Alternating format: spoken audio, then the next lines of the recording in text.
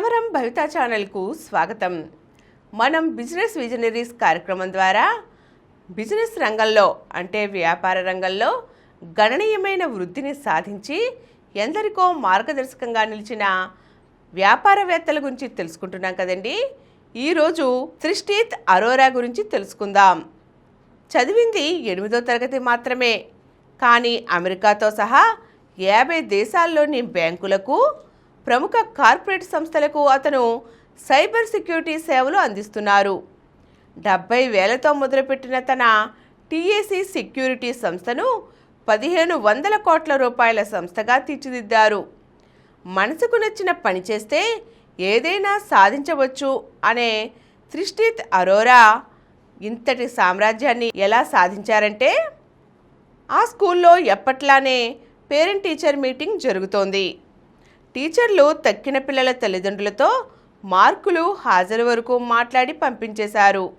కానీ త్రిష్టీత్ అమ్మానాల్ని మాత్రం పక్కకు పిలిచి, మీ వాడికి చదువు చెప్పడం మా వల్ల కాదు, వేరే స్కూల్ చూసుకుంటే మంచిది అన్నారు. ఆ తర్వాత త్రిష్టీత్ అమ్మానాన్నలు ఆ పిల్లాడిని, మీ టీచర్లు ఇలా అంటున్నారు, ఏం చేద్దాం అని అనునయంగానే అడిగారు. ఈ హిస్టరీ, జాగ్రఫీలను బట్టి పట్టడం నా వల్ల కాదు నాన్న, సాఫ్ట్వేర్, హార్డ్వేర్ అంటేనే నాకు ఇష్టం అని స్పష్టంగా చెప్పాడు ఆ అబ్బాయి. ఆ తర్వాత ఆ పిల్లాడు మళ్ళీ స్కూలుకు వెళ్ళలేదు. వద్దనగానే చదువు మానిపించేశారంటే అమ్మా నాన్నలిద్దరూ చదువుకోలేదు అనుకుంటారు, కానీ అది పొరపాటు. పంజాబ్లో లూధియానా నా సొంతూరు. మధ్యతరగతి కుటుంబం మాది. నాన్న ట్యాక్స్ కన్సల్టెంట్గా పనిచేసేవారు. తను పనిచేస్తున్న సంస్థ ఆయనకు కంప్యూటర్ ఇచ్చింది. ఏ వస్తువునైనా విడదీయడం, మళ్ళీ అతికించడం నాకు అలవాటు. నాన్న లేకుండా చూసి ఎప్పట్లానే దాన్ని విడదీశాను, కానీ తిరిగి అతికించడం చేతకాలేదు. దాన్ని బాగు చేయించడానికని షాప్కి నన్ను తీసుకెళ్లారు నాన్న. షాప్ అతను సమస్య ఏమిటో చెప్పి బాగు చేసి ఇచ్చారు. ఇంటికొచ్చాక మళ్ళీ విప్పాను. ఈసారి బాగు చేయలేకపోయాను. అలా నాన్న నేను షాపుకు వెళ్ళడం చాలాసార్లు జరిగింది. నన్ను తిట్టినా ప్రయోజనం లేదని నాన్న దానికి పాస్వర్డ్ పెట్టేశారు. అప్పటి నుంచి నా దృష్టంతా ఆ పాస్వర్డ్లు ట్రాక్ చేయడం, దాంతో హ్యాకింగ్ పైన ఆసక్తి మొదలైంది. 8వ తరగతిలో పరీక్షలు ఎగ్గొట్టి ఇన్ఫర్మేషన్ సెక్యూరిటీ పైన వర్క్షాప్కి వెళ్ళాను. ఇవన్నీ చూశాకే టీచర్లు మా అమ్మా నాన్నలతో నాకు చదువు చెప్పడం కష్టమని అన్నారు. ఆ తరువాత 10వ తరగతి, ఇంటర్ ప్రైవేట్గానే కట్టి పాస్ అయ్యాను. అప్పుడే మా బంధువులు, స్నేహితుల్లో ఎవరికైనా కంప్యూటర్లు పాడైతే వాటిని నేనే బాగు చేసి ఇచ్చేవాడిని. వారిచ్చే 50-100 దాచుకునేవాడిని. పంజాబ్ అగ్రికల్చరల్ యూనివర్సిటీ క్యాంపస్లో టీ తక్కువ ధర ఉంటుందని స్నేహితులతో కలిసి అక్కడికి వెళ్ళి తాగేవాడిని. దాంతో అక్కడి స్టూడెంట్స్తో పరిచయాలు పెరిగి వాళ్ళకి ఎథికల్ హ్యాకింగ్ పైన తరగతులు చెప్పేవాడిని. అలా చిన్న వయసులోనే ఎథికల్ హ్యాకర్గా పేరు తెచ్చుకున్న నాకు ఓ రోజు ప్రభుత్వ ఆధ్వర్యంలో చిన్న సన్మానం జరిగింది. ఆ సమయంలో నా ఉపన్యాసం విన్న పంజాబ్ పోలీసులు ఆ సాయంత్రమే వాళ్ళ కోసం ఓ వర్క్షాప్ పెట్టమన్నారు.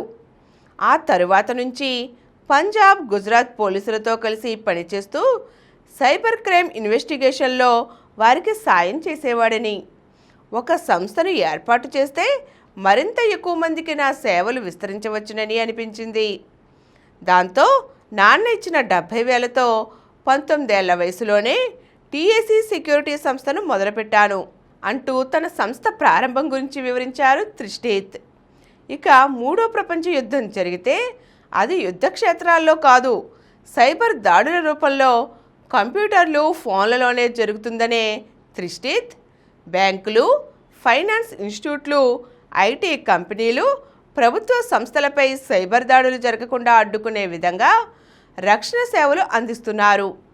ఆయా సంస్థల్లో నెట్వర్క్లో ఉన్న లోపాలను గుర్తించడం, వాటి కారణంగా ఆర్థికంగా ఎంత నష్టం జరుగుతుందో ముందే ఊహించి చెప్పడం, రక్షణ కల్పించడం టీఏసీ సెక్యూరిటీ పని.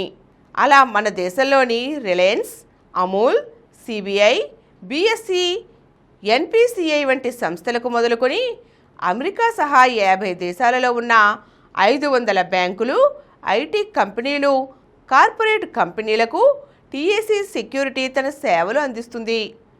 1500 కోట్ల రూపాయల సంస్థగా ఎదిగింది. ఇండియన్ స్టాక్ ఎక్స్చేంజ్లో లిస్ట్ అయిన మొదటి సైబర్ సెక్యూరిటీ సంస్థగాను ఘనత సాధించింది. అమెరికా సహా అనేక దేశాల నుంచి వీళ్ల కోసం పనిచేయమని ఆహ్వానాలు అందాయి. కానీ నాకు మాత్రం ధ్యాన్ చంద్ కథే గుర్తుకు వస్తుంది.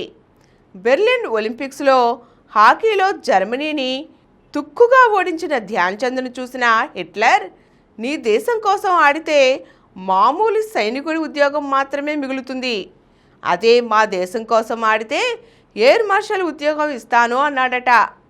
దానికి ధ్యాన్ చంద్, నాకు నా దేశం కంటే ఏదీ ఎక్కువ కాదు అని సమాధానం చెప్పారట. నన్ను ఆహ్వానించే దేశాలకు నేనిచ్చే సమాధానం కూడా ఇదే.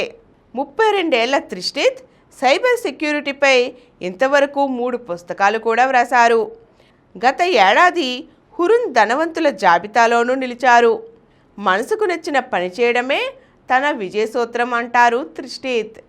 ఈరోజు మనం టీఏసీ సెక్యూరిటీ అనే సంస్థను స్థాపించి ఘన విజయాలు సాధిస్తున్న త్రిష్టిత్ అరోరా విజయగాథ తెలుసుకున్నాం కదండి. మరో చక్కని బిజినెస్ విజనరీతో మళ్ళీ కలుద్దాం.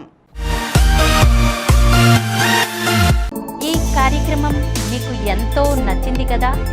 ఇటువంటి మరిన్ని వీడియోల కోసం అనతి కాలంలోనే 21 కోట్ల వ్యూస్ సాధించిన సమరం ఛానల్ సమర్పించు సమరం భవిత ఛానల్కు సబ్స్క్రైబ్ చేయండి, లైక్ చేయండి, మీ ఫ్రెండ్స్కి షేర్ చేయండి. అలాగే ప్రక్కనున్న గంట సింబల్ని ప్రెస్ చేయడం మర్చిపోకండి.